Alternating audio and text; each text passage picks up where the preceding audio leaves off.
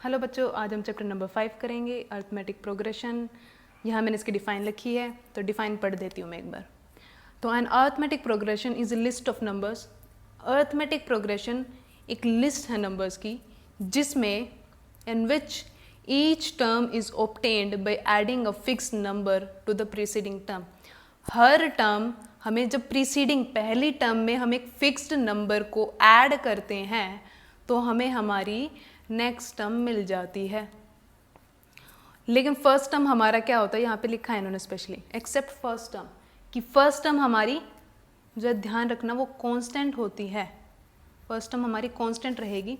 बाकी जब भी हम एक प्रीसीडिंग टर्म में एक फिक्स नंबर को हम ऐड करते हैं तो हमें हमारी नेक्स्ट टर्म मिल जाती है। तो ये हुई किताबी डेफिनेशन, लेकिन मैं आपको एक रियल लाइफ एग्जाम्पल में लेकर चलती हूँ जिससे आपको और आसानी से समझ में आएगा। तो हाँ जी, ये है आपके पापा जी और ये हैं आप बेटा जी, ठीक है। तो आप एक दिन अपने पापा के पास गए और बोले कि पापा पापा मुझे हर महीने आपसे 250 रुपये चाहिएंगे।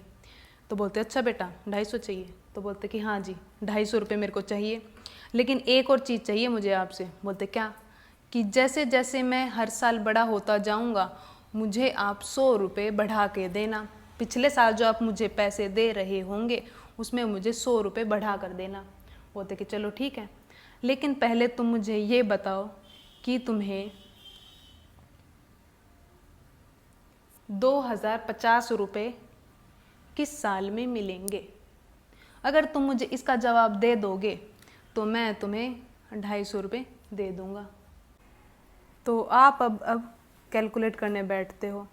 कैसे करते हो कि हाँ जी चलो पहले साल मुझे मिलेंगे 250, फिर नेक्स्ट ईयर में जब आप पहुँचोगे तो आप क्या करोगे, 250 में 100 रुपये ऐड कर दोगे तो आपको मिलेंगे 350। फिर अब आप आगे गए तो 350 में आपने 100 रुपये फिर ऐड कर दिए, अब आप 450 पे पहुँच गए। अब आप आगे चलते गए और आप पगला गए, आपने छोड़ दिया। तो सोचे इतनी कैलकुलेशन कौन करे, तो आपने बोला कि मैं तो मम्मी से मांग लूँगा, छोड़ो। लेकिन फिर बाद में आप सोचते हो, उसने बोल तो दिया कि मैं मम्मी से मांग लूँगा, लेकिन बाद में उसने सोचा कि अगर मैथ्स में कुछ ऐसा फॉर्मूला बना होता जिससे मुझे पता चल जाता कि ये 2,500 रुपये मुझे कब मिलते तो मेरी तो मौज थी, मेरे को तो भी पैसे मिल जाते। तो फिर उसकी खुशनसीबी के लिए हम बता दें कि हाँ मैथ्स में फॉर्मूला बना है, एक कंसेप्ट दिया है मैथ्स ने हमें जिसको हम अरिथमेटिक प्रोग्रेशन बोलते हैं, जिससे पता चल जाएगा कि 2050 रुपये हमें कौन से साल में मिलेंगे। तो यहीं से चलो अब हमारा कंसेप्ट स्टार्ट होता है अरिथमेटिक प्रोग्रेशन का। तो चलिए शुरू करते हैं। तो सबसे पहली बात, जो उसको ये 250 रुपये मिलेंगे वो ध्यान रखना वो क्या होंगे, वो कांस्टेंट रहेगा। वो हमारी एज फर्स्ट टर्म है, वो हमारी एज फर्स्ट टर्म है जो कि कांस्टेंट रहेगी, ये मैंने आपको पहले बता दिया था। तो जो ये 250 रुपये हैं ये हमारे कांस्टेंट है, जो कि हमारी फर्स्ट टर्म भी है, जिसको हम मैथ्स में ए से डिनोट करते हैं, ठीक है। अच्छा, जब उसको नेक्स्ट पैसे मिलेंगे, कैसे मिलेंगे, नेक्स्ट रुपए जिसको मिलने वाले हो वो 250 प्लस 100 रुपये करके मिलेंगे। कितने मिलेंगे, 350। अब जो 350 है ये हमारी सेकेंड टर्म है।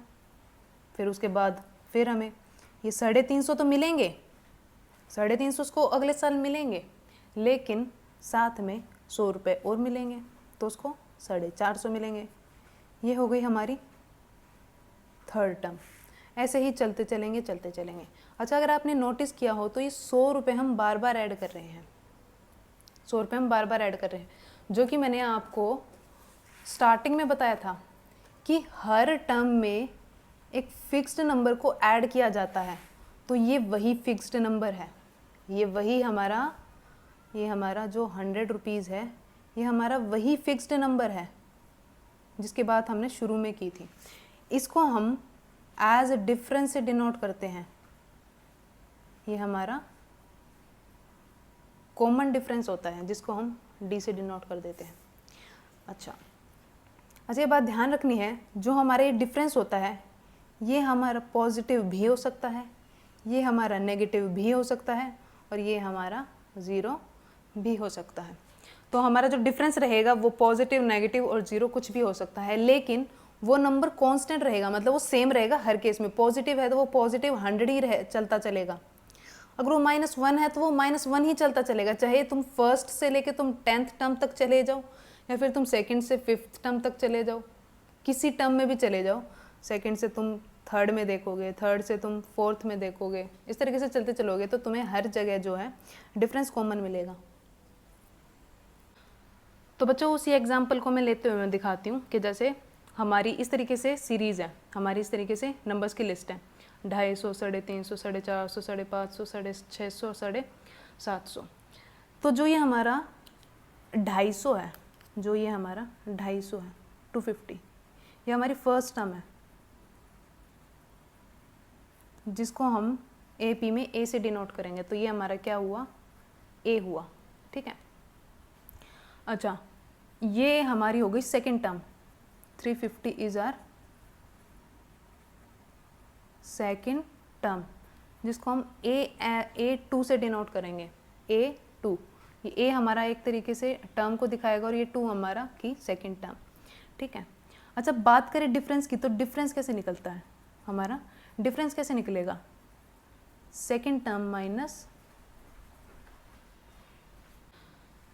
तो हमारा जो डिफरेंस निकलेगा वो हमारी second term minus first term, या फिर कहे next term minus preceding term, ठीक है। जो भी हमारी नेक्स्ट टर्म, कोई भी नेक्स्ट टर्म और उससे ठीक पहली टर्म को अगर हम माइनस कर लेंगे तो हमें हमारा डिफरेंस मिल जाएगा। तो इसमें हमने पीछे डिफरेंस क्या पढ़ा था, ध्यान हो तो हमने पीछे डिफरेंस पढ़ा था 100 आया था, अभी हम चेक कर लेते हैं। तो A2 सेकेंड टर्म हमारी क्या है 350 माइनस फर्स्ट टर्म क्या है 250, कितना आया 100 आ गया, तो ये हमारा क्या है डिफरेंस है। अच्छा, ये ज़रूरी नहीं है कि आप यहीं से पता करेंगे, फर्स्ट टर्म और सेकेंड टर्म से, किसी भी सीरीज़ की इस लिस्ट में से किन्हीं भी दो प्रीसीडिंग और नेक्स्ट टर्म को पकड़कर आप डिफरेंस निकाल सकते हैं। तो बच्चों चलो आपके पेज नंबर 98 में बुक पर एग्जाम्पल नंबर 1 दिया हुआ है, फॉर द AP, ये हमारी AP दे रखी है, इन्होंने साफ बोल रखा है कि ये AP में है, तो ये हमारी पूरी सीरीज़ क्या है AP में है, और इन्होंने बोल रखा है कि ये सीरीज़ इस तरीके से है 3/2, 1/2, -1/2 एंड सो ऑन। तो आगे इन्होंने बोला है राइट द फर्स्ट टर्म लिख के बताओ और कॉमन डिफरेंस हमारा D बताओ। अच्छा, अभी हमने पीछे पढ़ा था फर्स्ट टर्म क्या होती है, जो भी सीरीज़ में सबसे आगे बैठा होगा वही हमारी फर्स्ट टर्म है। तो A को तो हमें ढूंढना ही नहीं है, वो तो आगे ही बैठा है, तो A क्या हो गया हमारा 3/2, हमारी फर्स्ट टर्म क्या हो गई 3/2। अच्छा, डिफरेंस के लिए मैंने तुम्हें बताया था, क्या बोला था भाई, कि हमारी जो नेक्स्ट टर्म होगी, किन्हीं भी दो को साथियों को पकड़ लो, दो साथियों को पकड़ लो जो साथ साथ में तुम्हें दिखे, ठीक है, कोई भी ले लो, कोई भी, ठीक है, दो साथी को पकड़ो और क्या करो, दोनों में से जो आपको आगे दिखे, जो भी हमारी नेक्स्ट टर्म होगी उसको आगे बिठा दो, उसको आगे लिख दो और माइनस कर दो उससे ठीक पहले वाले को, मतलब कि हमारी प्रीसीडिंग टर्म, तो इसकी प्रीसीडिंग टर्म क्या होगी 3/2, इनको कर दो माइनस। अच्छा भाई, ये तो तुम्हें बचपन में तुमने पढ़ लिया होगा, बेस सेम हो तो एज इट इज़ आ जाता है, एलसीएम लेने की जरूरत ही नहीं है, और ऊपर वाले यूं के यूं चिपका दो, तो 1 - 3, तो ये क्या आ गया -2/2। अच्छा, तो क्या निकल के आया ये हमारा -1, तो हम क्या कह सकते हैं डिफरेंस हमारा -1। अच्छा, क्रॉस चेक करने के लिए मैं दो और अगलों को ले लेती हूँ, ठीक है, एक बार क्रॉस चेक करने के लिए दो और अगलों को ले लिया मैंने, अब की बार इन दोनों को ले लिया, ठीक है। तो फिर से वही वाली बात, जो आगे बैठा होगा उसको आगे बिठा दो, ठीक है, -1/2 वाले को भाई आगे लिख दो, ठीक है। और फिर क्या होता है, माइनस करना होता है, ध्यान रखना, क्या करते हैं हम नेक्स्ट टर्म में से पिछली वाली टर्म को घटा देते हैं, माइनस कर देते हैं, तो पिछली वाली टर्म इधर क्या है खाली 1/2 है। अच्छा, ये तो साफ साफ दिख रहा है -1/2, लेकिन फिर भी हम क्या करते हैं बेस को सेम ले लेते हैं, ठीक है, बेस सेम है हमारा, तो 2 मैंने एज इट इज लिख लिया और ऊपर वाले सेम चिपका दो, तो -1 माइनस क्या होता है प्लस, और साइन किसका आता है माइनस का, तो -1 -2 और नीचे 2, लो भाई ये भी हमारा क्या आ गया -1, इधर भी -1 आया था, इधर भी -1, तो D हमारा फाइनल हो गया। D क्या है हमारा, मतलब कि हमारा कॉमन डिफरेंस क्या आ गया -1, और A क्या आया था हमारा 3/2। तो इसी तरीके से करना है हमें, फर्स्ट टर्म जो भी हमारी सीरीज में सबसे आगे बैठा होगा वो हमारा ए होगा, मतलब कि हमारी फर्स्ट टर्म होगी। और डिफरेंस निकालने के लिए किन्हीं भी दो जोड़ों को पकड़ लो, जो आगे बैठा उसको आगे पकड़ा दो, आगे बिठा दो, और उसमें से घटा दो उससे पिछले वाला, मतलब कि प्रीवियस, नेक्स्ट टर्म में से प्रीवियस टर्म को हम घटा देंगे तो हमारा कॉमन डिफरेंस आ जाएगा। तो यहीं पे था हमारा एग्जाम्पल नंबर 1।